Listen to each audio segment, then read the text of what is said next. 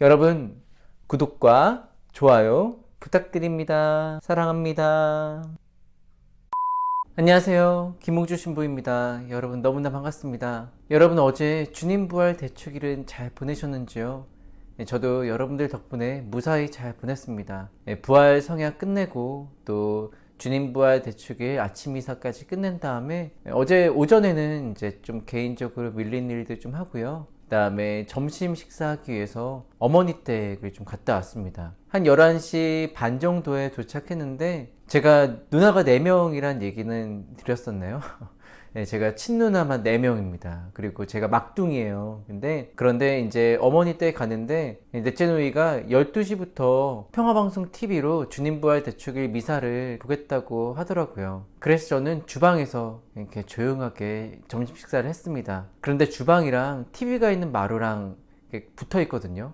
그래서 식사를 하면 자연스럽게 주방에서 거실이 보입니다. 그런데 누나가 너무 정말 경건하게 미사를 드리고 있는 모습을 제가 보면서 참 대단하다라는 생각이 들었습니다. 그런데 누나는 사실 예전부터 그랬던 것 같아요. 누가 본다고 잘하고 안 본다고 잘 안 하고 뭐 그런 성격이 아니었던 것 같습니다. 특히 어렸을 때 모습을 떠올려 봤을 때 매번 제가 항상 인상 깊었던 것은 자기 전에 항상 감사 기도와 청원 기도를 하느님께 드리고 잤던 모습이었습니다. 그것도 매일 꾸준히 그렇게 했었는데 누가 시켜서 할 수 있는 게 아니거든요. 그게 바로 진정한 내적 자유거든요. 내가 진실하게 살아갔을 때 진정으로 참된 것을 추구할 수 있고 또 그렇게 평화로움을 우리가 살아갈 수 있다는 그 모습을 어제 누이의 모습을 보면서 좀 크게 느낄 수가 있었던 것 같습니다. 이처럼 진실하게 살아간다면 제일 좋은 것은 우리 자신입니다. 누가 봤을 때만 잘하고 누가 보지 않는다면 잘하지 않는 그런 마음들은 결국 내 자신의 마음을 더 옥죄게 만듭니다. 평화로움과는 더 멀어지게 만들어 버리죠. 특히 내가 내 자신을 위해 그리고 나의 이기심을 위해서 내가 참이 아니라 거짓을 선택하게 된다면 그 순간은 어떻게 모면할 수는 있겠지만 결국 다시 그 거짓이 들통날 위기에 처하게 됩니다. 그러면 다시 그 거짓을 위해 거짓된 방법을 택하게 됩니다. 그러고 보면 결국 우리가 되게 잘못된 방향으로 한참 나가게 되어 있습니다.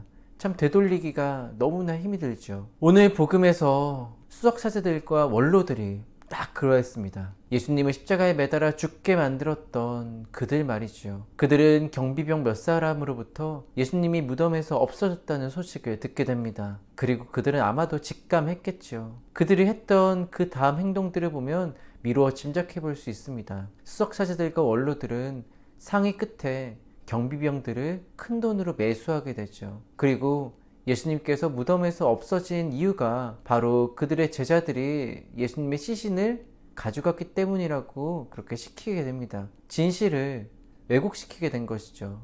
바로 그들의 거짓된 모습을 위해서 말입니다. 애당초 불의한 권력을 유지하기 위해서 아무런 죄 없으셨던 예수님을 십자가에 매달아 죽게 만들었는데 다시금 그 거짓이 들통나니까 또 다른 거짓을 그렇게 선택하게 되는 그런 잘못을 저지르게 되는 것입니다. 하지만 이러한 행동, 거짓된 선택들의 연속은 결국 나에게 안 좋은 결론을 초래하게 만든다는 사실을 우리는 역사적인 사실을 통해서도 잘 알 수 있습니다. 당시 수석사제들과 원로들은 자신들의 기득권을 위해서 동족들마저도 등을 돌리고 오히려 로마인들의 편을 듣는 일들이 계속 비일비재해집니다. 그러자 유다인들 사이에서도 권력층과 비권력층의 갈등이 생기게 되죠. 그렇게 유다 항쟁이 일어나게 되고 결국은 권력층이건 권력층이 아니건 그들 신앙의 중심이었던 예루살렘 성전이 어떻게 되죠? 무너지게 됩니다.